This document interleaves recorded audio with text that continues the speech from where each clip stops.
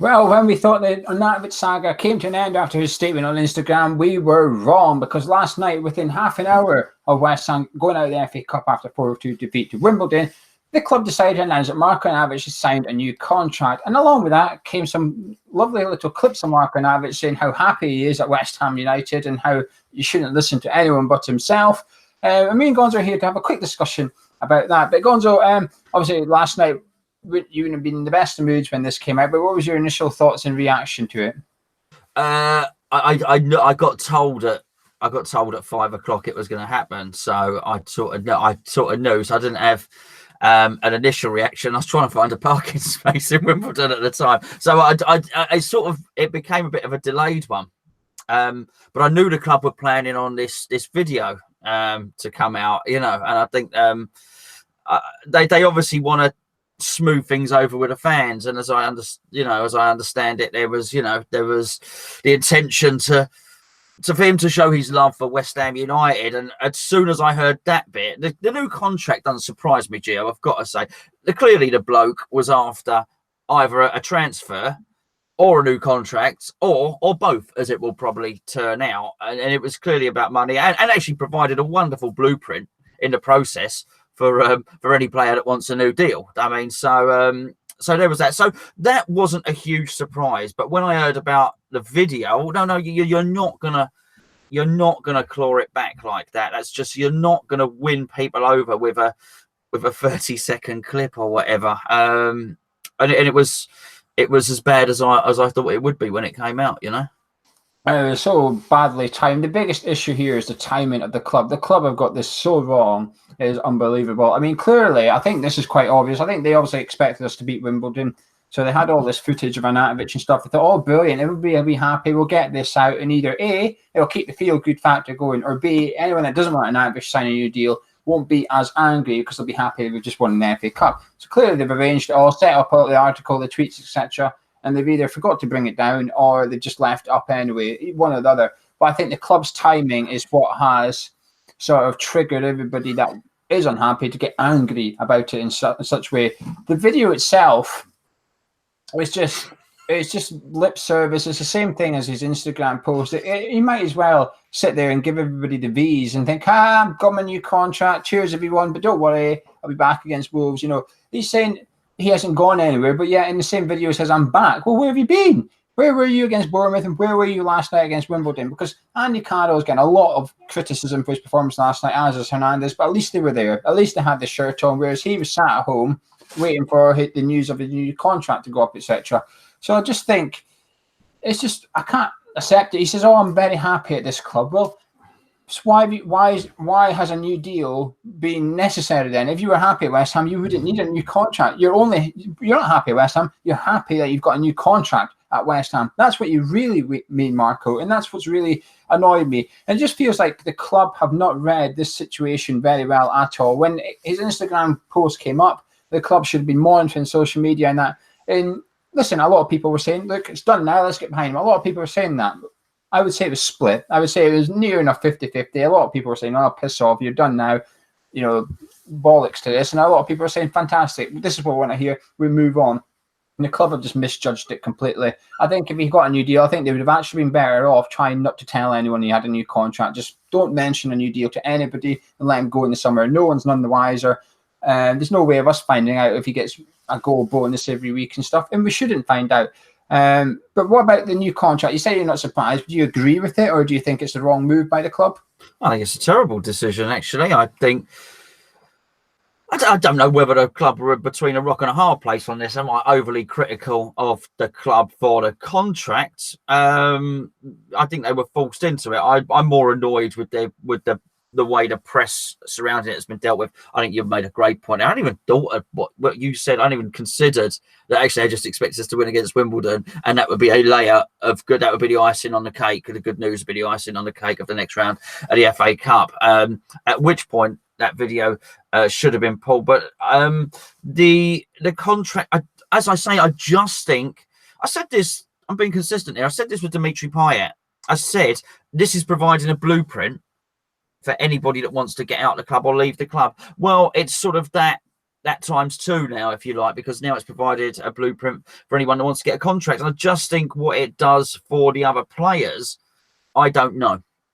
What are they thinking by looking at the situation? Because I don't think it's going to be good in an environment where, you know, people play and train and work together, where they can see that someone's basically thrown a strop and got what he wanted. And that's what's happened here. He has got exactly what he wanted. So he can sit on a video and be pleased as punch. But actually, in the meantime, we've lost to Bournemouth in a game where if everything had been rosy and he'd have been playing, we possibly could have won that. So he's cost us some points there. But I think bigger than that, I think it's hard to suggest that it didn't have an impact on last night's game. Because it's clear for all to see, and this is not just about last night, Andy Carroll was just not going to fit into Pellegrini's system. It's just not working at all. Hernandez had just come back from injury as well. And, well, listen, we'll deal with that, with his performance at another time maybe. But Marko Arnautovic is the best striker at the club by some distance. And you know what? Maybe yesterday might have been a little bit different if we'd have had someone. We actually had 2 or 3 corners quite near the start of the game. We had a few attacks. Maybe things would have been different. I just wonder how costly his little strop and his little hissy fit has been. Don't believe the other people. What? I mean, it's come from his brother. Don't believe it if it doesn't come from the club. I'm not so sure. I think most of the believable stuff has actually come from other media sources and not from the club and not from the brother anyway. You know, I think we're best off listening to other people actually on this. Yeah, I completely agree. And he says only listen to me in the club. Well, this is the problem, Marco. You've said nothing until now. The last couple of weeks when this rumor first came out, you said nothing. Your brother was on TalkSport. You still said nothing. You kept your mouth shut. You didn't even turn up for the game. So how are we supposed to not listen to anybody else? You didn't exactly make a statement of anything. The only time you made a statement is when, and this is something I wish I mentioned in the last video when we spoke about his Instagram post. Before he did that Instagram post, like 3 hours before, he put up a post going, big news coming soon. But he then made us wait 3 hours before he put the next one out. So clearly you want the attention. Clearly you want fans talking about you, etc. Because if you didn't, you wouldn't have done the first one. You would have just put the second one up straight away and made no palaver about it. But no, you had to have this song dance. Listen, in a way, I'd almost have no problem with him. If that video, he just sat down and did a bit of a Nasri. Like you said this before, he needs to do a Nasri video. And he didn't. He had that opportunity, or the media had that opportunity and just could have turned the camera and said, just be honest, Marco. Just be honest. He could have sat down and said, listen, China came in, offered loads of money. My head was turned. I wanted to go. Unfortunately, they couldn't agree terms for the club. So it's not worked out. But I'm still 100% committed to West Ham until I leave. You know, this is and stuff. I've messed up. I should have been there for Bournemouth. Should have been there for Wimbledon, but I wasn't. I've messed up. Most fans would have went, yeah, okay, it happens. But he didn't. They put on this theatre show. They put on this puppet show for everybody. But nobody's buying it. Nobody bought it when you put the Instagram thing up. So what makes you think we're going to buy it? When you're sitting there saying with the most emotionless face in the world going, I'm happy at West Ham. All right, yeah, Marco, bloody hell, you've caught me hook, line and sinker there. I'm going to go get your name printed on the back of my shirt after that massive statement of intent. Fantastic. That's what we want to see. I just think the whole thing's bad. A few people are saying, well, he deserves to be the best player in the squad. You can kind of say, well, maybe the club made a mistake getting Hernandez in and breaking the wage structure a bit. But we had to at that point because we were a bottom half table side in Premier League. We had to lure him in with money. It was the only way of getting Hernandez here. But we're almost sort of paying for that now. And Hernandez leaving the club in the next 12 months might not be a bad thing in order to try and get this wage structure back down to a manageable level. Because where's the line here? Where's the next player? Lanzini comes back for the end of the season and plays fantastically well. Does he then go, hang on, I'm only on 70 grand a week. Hernandez is on 140. I now want a new deal. So, you know, it's just the domino effect. Everybody's going to get a little bit pissed off, etc. And I wouldn't be surprised if the squad are a bit looking at Marco thinking, who do you think you are? While you are a good player, you know, you're no more important to the club than any of us. We're all disposable. We can all be sold tomorrow and replaced. We've all got a price. I'm just a bit annoyed actually that, listen, I think when he comes against Wolves, I think he will play well. I think he will give 100%. I think we will forget about this pretty quickly to an extent if he starts scoring goals, etc. But for now, it's all a bit fake. And what annoys me more is that we're all expected to believe it, that the club and Marko Arnautovic actually think, the fans will buy this. Just put out this statement about Marko pretending to be happy and we'll be fine. It's a compromise. We all know it's a compromise, because what is missing in that statement last night on the official website, it does not mention he's got a year extension to his contract. Now, we all know that happens because of Premier League rules, as you've reminded us every time we do a cup of tea. You've reminded people, and a lot of people didn't know about it because they've said, all he's had is a little bit extra money. Well, no, he's got that extra year now. So no club comes in for him in the summer and meets our evaluation. He's now here until he's 34 years of age. And it's the club have swept that little contract extension under the carpet a little bit. And the reason they haven't mentioned it is because they know he doesn't deserve a contract extension deep down. They would say Marko signs an extra year at West Ham United. A bit like Diangana. The headline was Diangana stays until 2025 because they're proud that Diangana signed a long-term contract.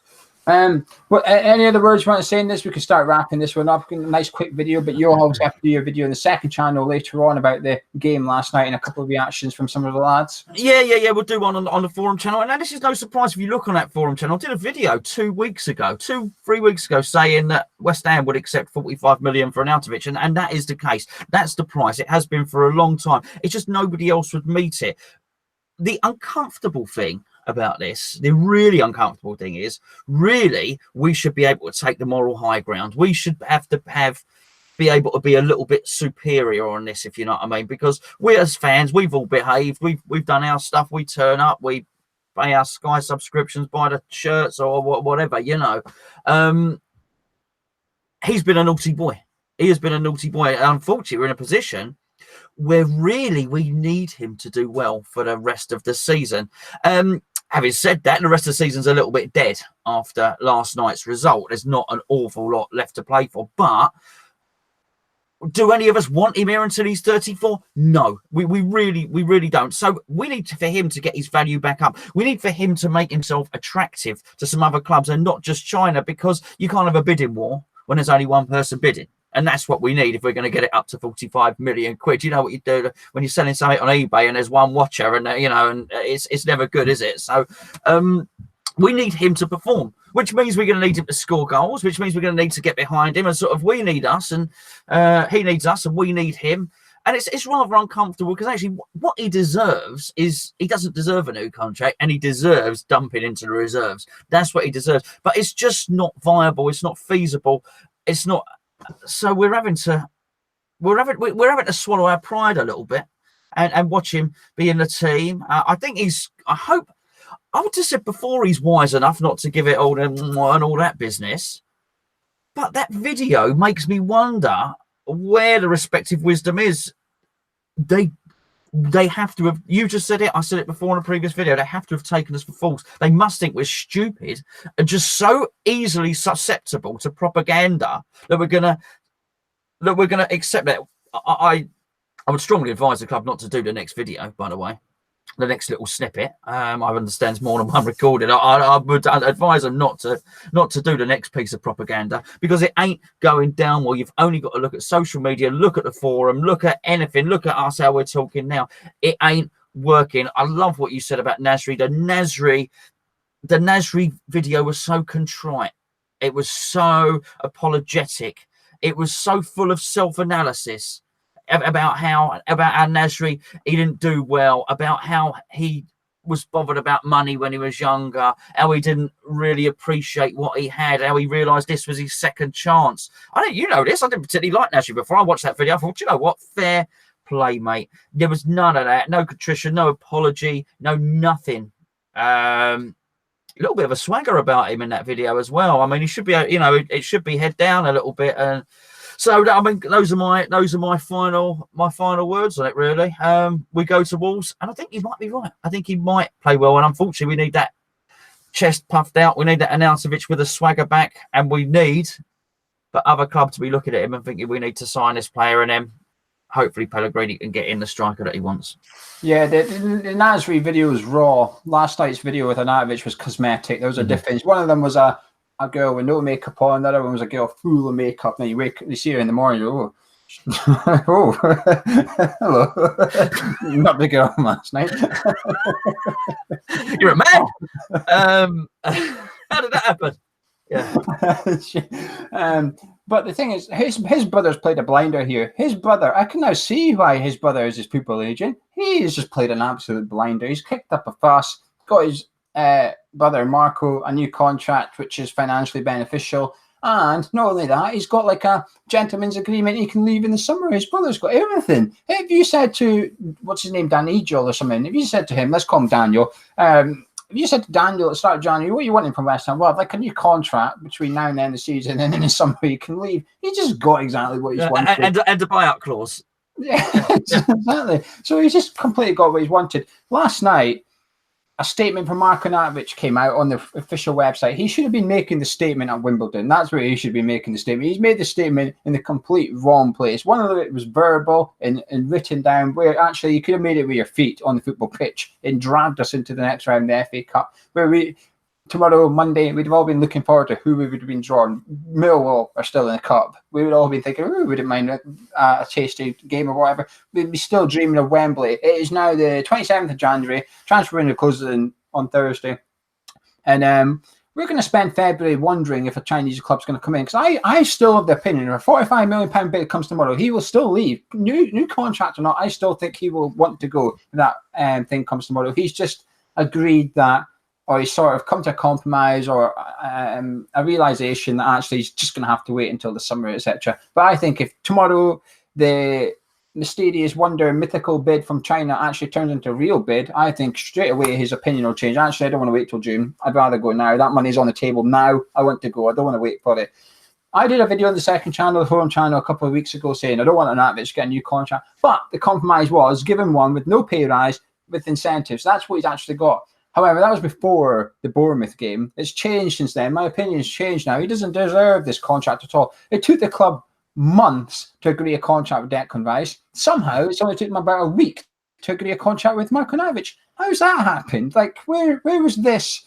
Where was this desire to get Declan Rice tied down as quick as we have with Marko? His brother's played a blinder. The club were in an unfortunate position. They tried to shift him. They wanted to shift him for 45 million, but they couldn't. And, we need each other. Between now and the end of the season, we need each other. We need Marko to play well. Marko needs us to keep him in the team, etc., so he gets his move. So it's sort of like a necessary evil, if you like, between now and May, unfortunately. The one thing I was going to say, Gonzo, I forgot. I don't want to be too much into it, but last night Pellegrini refused to answer questions on the Marko Arnautovic deal. Do you think that's simply because he wanted to focus on the game, or do you think it's about the deal itself?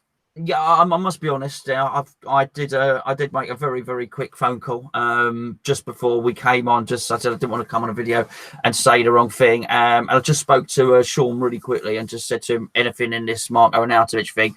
And he said, no. He said, not really, mate. He said, there's not a set press area there. He said, so basically, he was sort of stood in a corridor. He said, and then everyone was around him, and he'd answer these questions, and then they asked him twice about Marko Arnautovic, and he said, no, I don't want to discuss it anymore. And then he left. But so I don't want to create the impression that he was sat down at a desk behind a thing in a news conference with the cameras clicking on him, and he got up and he stormed up. That wasn't what happened. He was sort of cornered in a corridor, and it was more of a sort of no comment sort of thing. Just on what you said sort of reminded me of it when we were talking about getting this, the Declan Rice new deal. Just quite funny when obviously we signed up Nasri and now we've done this. Given him, and I think he has had a pay rise, not just thingy, but I think it's heavily incentivized. But not hearing so much about the financial fair play, I noticed. When we want to spend big money on a player, we hear all about that sort of thing, don't we? Not so much on that now. So it's funny that maybe it's not the big, maybe it's just not the big authoritarian, punishable acts that everybody sort of thinks it is. So yeah, just thought that was quite interesting as well. But hey, we got to live with it, mate. We'll see what happens, as you say. The story is not ended yet, is it? Yeah, well, anyway, that's enough from me and Gonzo. Let us know what you think in the comments below of this video. Me and Gonzo will be keeping an eye on what you think. It'll be interesting to have a read. You can also join Gonzo later on the forum channel. The link is in the description. He'll be doing a live stream where he was one of the fortunate people to win a ticket to Willy Wonka's factory with a golden ticket. Well, while Willy Wonka wasn't there was certainly some Oompa Loompas kicking about anyway. But anyway, if you enjoyed the video, drop a like on it, subscribe if you're new to the channel, and we will see you very, very soon.